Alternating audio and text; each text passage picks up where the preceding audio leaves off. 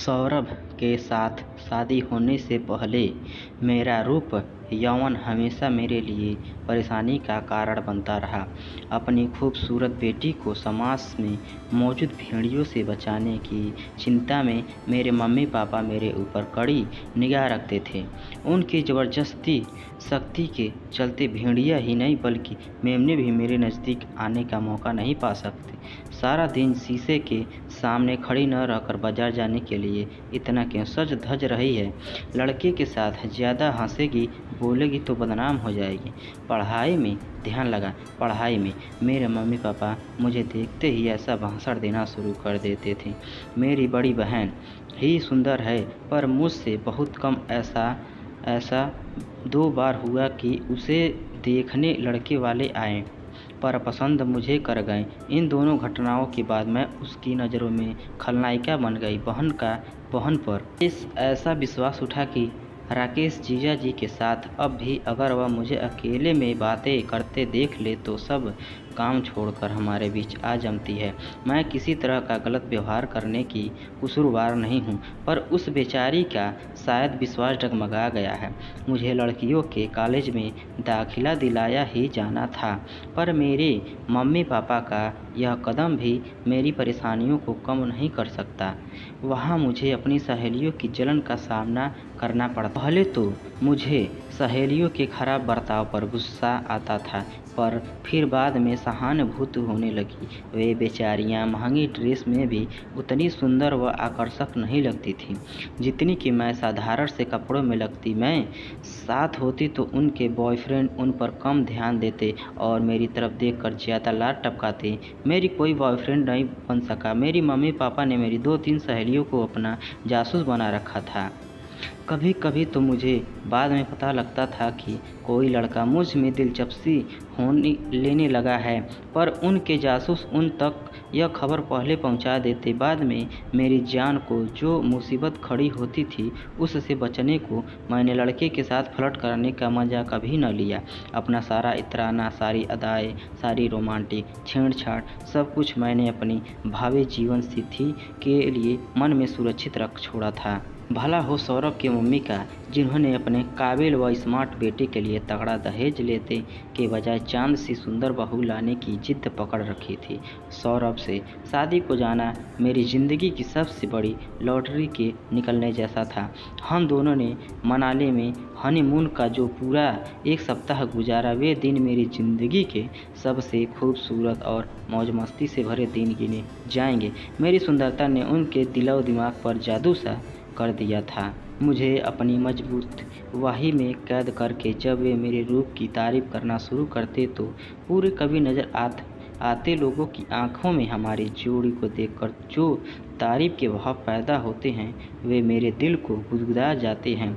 शिखा, तुम तो ज़मीन पर उतर गई, आई पर परी हो, स्वर्ग से आई अप्सरा हो, रूप वाले पर्दे से मेरी ज़िंदगी में उतर आई। बॉलीवुड की सबसे सुंदर हीरोइन से भी ज़्यादा सुंदर मेरे दिल की रानी हो। वे मेरी यो तारीफ करते तो मैं खुद पर इतना उठती थी। हनीमून से लौटने के बाद मेरे सास ससुर और ननद ने मुझे सिर आंखों पर बैठा कर रखा। रिश्तेदार और पड़ोसी जब घर में आकर मेरी सुंदरता की तारीफ करते तो मेरे ससुराल वालों ने के सिर गांव गर्व से ऊंचे हो जाते। घर में आने वाले हर इंसान की मेरे रंग रूप की ये दिल खोल कर तारीफ करना महीने भर तक तो मेरे ससुराल वालों को अच्छी तरह हजम होगा और इसके बाद बदतमीजी का सबब बन गया। सूरत के साथ सीरत अच्छी न हो तो लड़कियों को ससुराल में बहुत नाम सुनने को मिलते हैं। बहू रानी जरा काम करते हुए हाथ जल्दी जल्दी चलाया करो। मेरी सास ने जिस दिन रसोई में मेरी ऐसी आलोचना करने की शुरुआत करी मैं समझ गई कि अब इस घर में सुख शांति व आराम से जीने का समय समाप्त होने की तरफ चल पड़ा है। गृहस्थी के काम करने में उतनी ही कुशल हूँ जितनी मेरी ननद नेहा। पर मेरी सास को सिर्फ मेरे ही काम में नुक्स निकालने होते हैं। वे अपने द्वारा कुशलता से किए गए काम का उदाहरण सामने रख कर मुझे नीचा दिखाने का कोई मौका मुश्किल से ही हाथ से निकलने देती हैं। मैं आपके सारा काम सीखने को तैयार हूँ। मम्मी, आप मुझे डांटा कम कर और सिखाया ज़्यादा करें न। मैंने बड़े लाड़ से एक शाम अपनी यह इच्छा सासू माँ के सामने जाहिर करी, पर उन्होंने इसी बात को पकड़कर घर में हंगामा खड़ा कर दिया था। जो काम सीखना चाहता हो उसे अपनी ज़बान को काबू में और आँखों व कानों को खुला रखना चाहिए। बहू रानी, मैं क्या पागल हूँ जो बिना बात तुझे डांटती हूँ?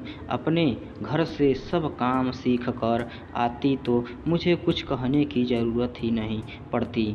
मुझे इनसे प्यार और इज्जत करानी हो तो घर के कामों में कुशल बनो।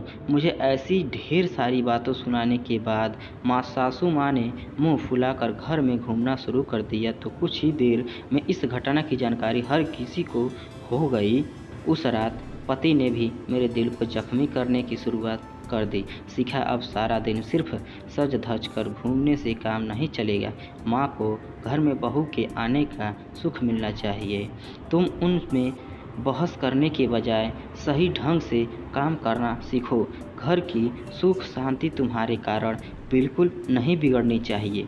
यो भाषण देते हुए सौरभ मुझे मेरे प्यार में पागल प्रेमी नहीं बल्कि ज़बरदस्ती नुक्स निकालने वाले आलोचक नज़र आ रहे थे। सौरभ के अचानक बदले व्यवहार ने मेरे दिल को तो चोट पहुंचाई कि मेरी आंखों से आंसू बह चले। तब उन्होंने फौरन मुझे छाती से लगाकर प्यार करना शुरू कर दिया। उनका छूना मुझे हमेशा मदहोश सा कर देता था, लेकिन इस बार ऐसा नहीं हुआ। मेरे जेहन में रह रह कर उनकी आंखों में उभरे अजीब से संतोष के भाव व्यक्त करता उनका चेहरा उभर रहा था। ये भाव उनकी आंखों में तब उभरे थे जब मैंने उनका भाषण सुनकर आंसू बहाने शुरू किए थे। मुझे डांटकर रुला देने में अगर मेरी मम्मी पापा सफल हो जाते थे तो ऐसा ही संतोष उनकी आंखों में झलकता था। मेरा कोई काम बिगाड़ कर या मुझे नीचा दिखाने की बाद मेरी बहन की आंखें ऐसे ही भाव दिखाती थी। मेरी कॉलेज की सहेलियां अपने खराब व्यवहार से मुझे अकेलेपन व उदासी का शिकार बना देने के बाद इसी तरह से संतोषी भाव से मुस्कुराती नज़र आती थी। मेरे जीवन साथी के दिल में भी मेरी सुंदरता ने जलन के भाव पैदा कर दिए हैं। यह विचार अचानक मेरे मन में कौंधा तो मैं उनके कंधे से लग फुट फुट कर रोने लगी। जिस जीवन साथी के साथ मैंने अपनी सारी खुशियाँ और मन की सुख शांति जोड़ रखी थी, वह भी मेरी सुंदरता के कारण ही भावना का शिकार बन बैठेगा। यह एहसास मुझे अंदर तक झकझोर गया। सौरभ का व्यवहार मेरे प्रति बदलने लगा था। मैंने ध्यान से सोचा तो सौरभ के व्यवहार में पिछले दिनों धीरे धीरे आए अंतर को पढ़ लिया। जब भी उनका कोई दोस्त मेरी तारीफ करता या मेरे साथ हंसी मजाक करने लगता तो उन्हें मैंने कई बार संजीदा होकर खींचा खींचा सा व्यवहार करते देखा था। अपने पुराने अनुभवों के आधार पर मैं बखूबी जानती थी कि आगे क्या होने वाला है। धीरे धीरे सौरभ की टोका टाकी बढ़ती और फिर वे मुझे नीचा दिखाने की कोशिश शुरू कर देते। पहले अकेले में और फिर अन्य लोगों के सामने।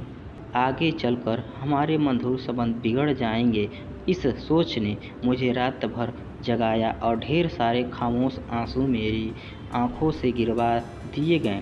अपनी सास के कटु व्यवहार को सहन करने की ताकत मुझ में थी, पर सौरभ के प्यार में रत्ती भर भी कमी आए यह मुझे स्वीकार नहीं था। मुझे कुछ करना ही होगा। अपनी शादीशुदा ज़िंदगी को मैंने उनके मन में पैदा हो रही जलन की कड़वाहट से कभी खराब नहीं होने दूंगी। मन की यह ऐसा सोचकर मैंने अगली सुबह बिस्तर छोड़ा।